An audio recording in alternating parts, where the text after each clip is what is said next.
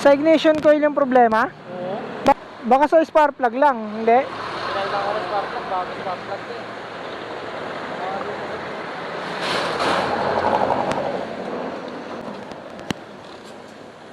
Wala nang kuryente nang galing sa ignition coil.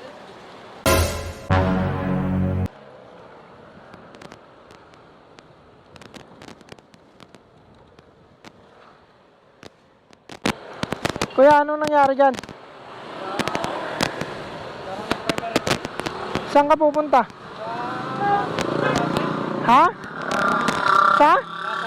Pasay? Layo pa. Hindi mo dadalhin sa shop? Hindi na. Doon na lang sa bahay gagawin. Sige.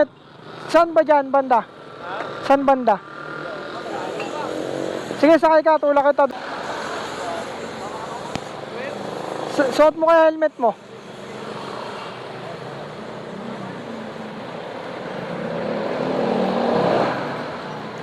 Sa ignition coil yung problema? Oo.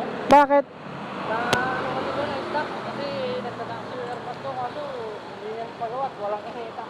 Sige nga, try mo nga anin.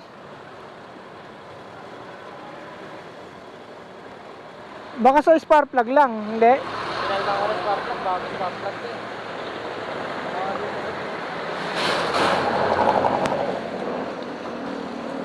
Ayaw talaga, pero may kuryente. Wala nang kuryente nang galing sa ignition coil. Sige, try. Hindi, try mo yung kadyot. Ano yun mo? Try natin. Ayan.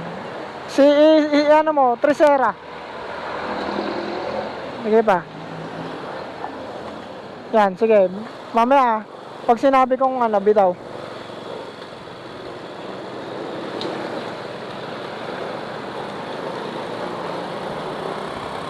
Mamaya.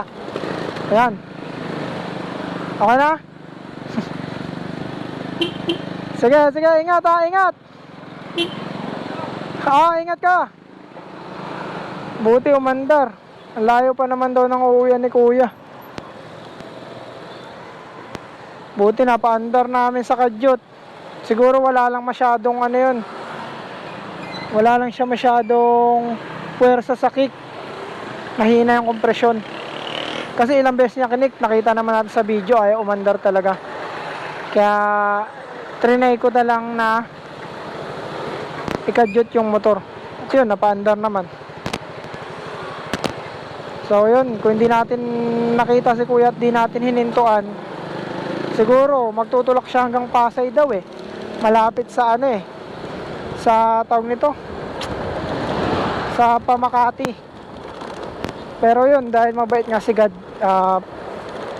dito niya tayo pinadaan at nakita natin si kuya, hindi na siya magtutulak ng kanyang motor. So yun, salamat sa inyong wala sa pagsuporta mga lords. Paki-like at paki-share na rin po sana ng ating mga video na ina-upload. At mag-iingat po kayo palagi. God bless all. Maraming salamat sa solid na suporta. Bye bye.